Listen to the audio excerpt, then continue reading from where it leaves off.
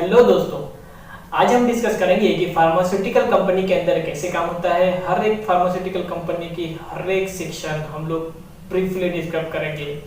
काफ़ी सारे वीडियोस होने वाले हैं, काफ़ी सारे क्लिप्स बनने वाले हैं। हर एक दिन आपको एक एक डिपार्टमेंट के बारे में अच्छी खासी नॉलेज मिलेगी, अच्छी खासी जानकारी आपको मिलेगी।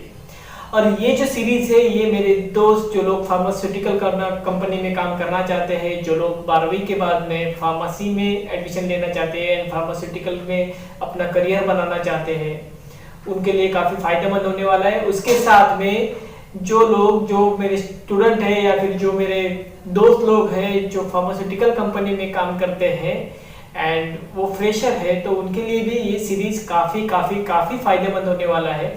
उसके साथ में ये सीरीज आप जैसे दोस्तों के लिए फायदेमंद होने वाला है जो मैन्युफैक्चरिंग तो कर लेते हैं लेकिन उसका क्वालिटी मेंटेन नहीं कर पाते, तो उसका जो मेडिसिन का जो क्वालिटी है वो मेंटेन करने के लिए हर एक फार्मास्यूटिकल कंपनी के अंदर कैसे काम किया जाता है, क्या क्या सेक्शंस होते हैं, कैसे अपनी क्वालिटी मेंटेन कर सकते हैं, तो उसके बारे में भी हम लोग ब्रीफली जानेंगे।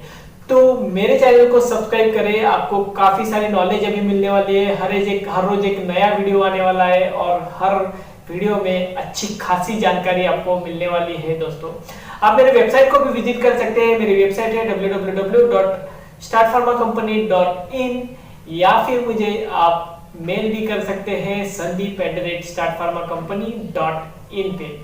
तो दोस्तों, फार्मास्यूटिकल कंपनी में काफी सारे डिपार्टमेंट होते हैं। हम लोग डिपार्टमेंट की अगर बात करें तो स्टार्ट होता है एडमिनिस्ट्रेशन डिपार्टमेंट के साथ में। एडमिनिस्ट्रेशन डिपार्टमेंट, ये जो डिपार्टमेंट होता है वहाँ पे पूरी कंपनी के एम्प्लॉयज के एडमिनिस्ट्रेशन जो है वो वहाँ पे मेंटेन की जाती है। उनका स्टाफ का वेलनेस जो है, आना जाना या फिर उनका जो नाश्ता पानी जो भी लगता है उसका एडमिनिस्ट्रेशन पूरा एडमिनिस्ट्रेशन डिपार्टमेंट में होता है।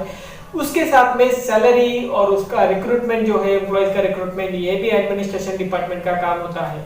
Administration department human resource department के साथ में मिलकर काम करता है और ये पूरा जो कंपनी का जो रिक्रूटमेंट है वो प्रोसेस उसमें करते रहता है।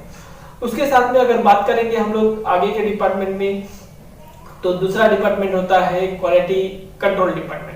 अभी क्वालिटी कंट्रोल डिपार्टमेंट के क्या होता है कि हर एक अपनी मेडिसिन जो भी बनती है, पूरी फैक्ट्री में जो मेडिसिन बनती है, तो उसके मेडिसिन के लिए जो रॉ मटेरियल लगता है, जो पैकेजिंग मटेरियल लगता है या फिर जो अपना एक्सिपेंट लगता है, ये 3 मटेरियल जो लगते हैं उसकी क्वालिटी जो है उसकी चेक की जाती है। उसके साथ में जो finish product semi finish product formulation है उसकी क्वालिटी भी चेक की जाती है बाय केमिकल मेथड के साथ में या फिर फिजिकल पैरामीटर्स के साथ में। और ये टेस्टिंग होने के बाद में ही आपका जो मेडिसिन है वो बाहर भेज दिया जाता है अगेंस्ट सर्टिफिकेट ऑफ एनालिसिस। हम लोग ब्रीफली अगर क्यूसी के सेक्शन में आएंगे, क्यूसी की वीडियो में आएंगे, तो हम लोग ब्रीफली क्यूसी के बारे में डिस्कस करेंगे। QC department quality microbiology section के साथ में भी काम करता है और क्वालिटी एश्योरेंस डिपार्टमेंट के साथ में भी काम करता है। तो माइक्रोबायोलॉजी डिपार्टमेंट एक क्वालिटी कंट्रोल डिपार्टमेंट का ही एक सब सेक्शन होता है। जब भी हम लोग क्वालिटी कंट्रोल डिपार्टमेंट से डिस्कस करेंगे तो उसके बाद में उसके साथ में माइक्रोबायोलॉजी डिपार्टमेंट भी डिस्कस करेंगे।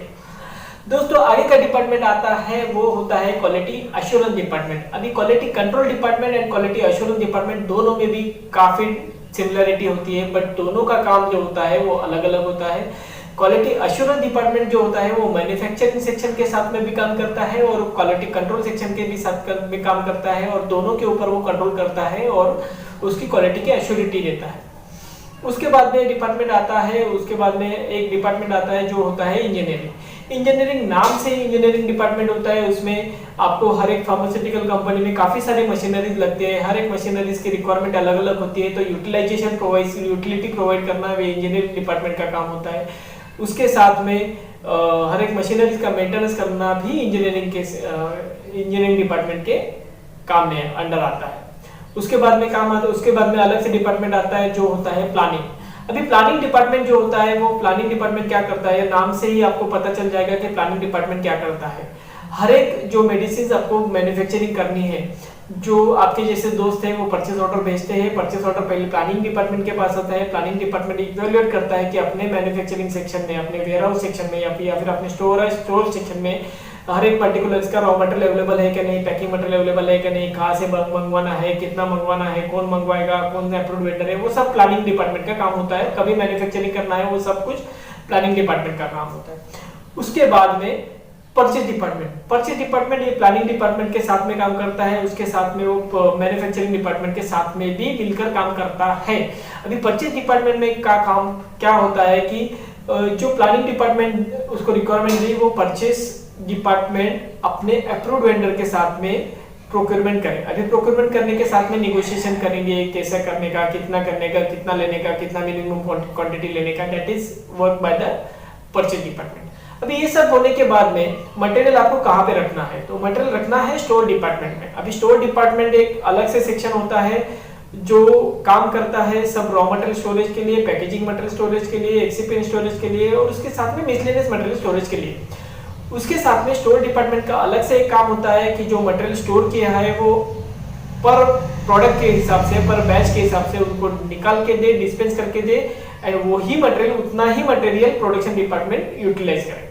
उसके साथ में स्टोर डिपार्टमेंट का और एक काम होता है कि जो रेडी टैबलेट हो गया है, रेडी पैकेजिंग हो गया है, वो मटेरियल आपके पास अपने कस्टडी में लेके वो एक्सपोर्ट करे, ये स्टोर डिपार्टमेंट का काम होता है। उसके साथ में डिस्पैच करे, जो अगर एक्सपोर्ट करना है तो एक्सपोर्ट करे या फिर डिस्पैच करना है तो डिस्पैच करे लोकल, ये स्टोर डिपार्टमेंट का काम होता है। उसके साथ में अलग से एक डिपार्टमेंट होता है जो कोरिलेटेड स्टोर के साथ में काम करता है, वो होता है एक्साइज डिपार्टमेंट। एक्साइज डिपार्टमेंट में क्या होता है कि जो बिलिंग का जो ये होता है, या फिर अगर कोई कंपनी एक्सपोर्ट करती है तो एक्सपोर्ट का जो काम, सब जो डॉक्यूमेंटेशन काम करता है एक्साइज डिपार्टमेंट, वो एक्साइज डिपार्टमेंट करता है। वो कोरिलेटेड होता है परचेज, प्लानिंग एंड स्टोर के साथ में, वो डिपार्टमेंट कोरिलेटेड होता है। उसके साथ में अभी आगे का मेन एंड इंपॉर्टेंट डिपार्टमेंट है मैन्युफैक्चरिंग डिपार्टमेंट। अभी मैन्युफैक्चरिंग डिपार्टमेंट में काफी सारे सेक्शंस होते हैं। हम लोग अगर मैन्युफैक्चरिंग में टैबलेट मैन्युफैक्चरिंग की अगर बात करें, टैबलेट एंड कैप्सूल मैन्युफैक्चरिंग की बात करें, तो टैबलेट एंड कैप्सूल मैन्युफैक्चरिंग में आपको कम से कम 5 से 6 डिपार्टमेंट होते हैं। उसमें पहला डिपार्टमेंट होता है ग्रैन्युलेशन। ग्रैन्युलेशन के साथ में आपको कॉम्प्रेशन, कोटिंग, ब्लेंडिंग, एनकैप्सुलेशन, उसके बाद में पैकेजिंग, ऐसे कई सारे डिपार्टमेंट होते हैं, कई सारे सेक्शंस होते हैं और हर एक सेक्शंस का काम अलग अलग होता है। हम लोग एकदम ब्रीफली उसमें डिस्कस करेंगे कि मैन्युफैक्चरिंग में कैसे काम होता है, कौन सी मशीनरीज यूटिलाइज होती है, हर एक मशीनरीज का काम क्या होता है, कैसे करेंगे, कैसे उसका मैन्युफैक्चरिंग होता है। अगर पाउडर आपके पास आई तो पाउडर से टैबलेट कैसी बनती है, पाउडर से कैप्सूल कैसी बनती है। उसके बाद में मैन्युफैक्चरिंग, अभी ये हो गया टैबलेट एंड कैप्सूल का। हम लोग ब्रीफली डिस्कशन करेंगे कि manufacturing of injectables, manufacturing of ointments, creams, lotion, manufacturing of lozenges, suppositories, manufacturing of Ayurvedic medicine, चूर्ण, उसके साथ में आयुर्वेदिक का टैबलेट्स, काफी सारे बाद में हम लोग डिस्कस करेंगे। हर एक सेक्शन में हर एक अलग अलग डिपार्टमेंट होता है और हर एक डिपार्टमेंट में अलग अलग मशीनरीज होती है। हर मशीन के बारे में हम लोग नॉलेज देंगे। काफी सारे वीडियो होने वाले हैं, काफी सारी लंबी सीरीज चलने वाली है और अच्छे खासा नॉलेज आपको मिलने वाला है ये सीरीज के लिए। तो हमें सब्सक्राइब करना ना भूलें और हर एक चैनल में, हर एक इसमें आपको हर एक वीडियो में नया कुछ सीखने को मिलने वाला है। सभी अगर कोई किसी के बारे में भी अगर नॉलेज चाहिए, किसी के बारे में भी जानकारी चाहिए तो मुझे कमेंट में जरूर लिखे, तो हम लोग वो सेक्शन के ऊपर वीडियो बनाना नहीं भूलेंगे। और मुझे लाइक एंड सब्सक्राइब करना ना भूले। धन्यवाद।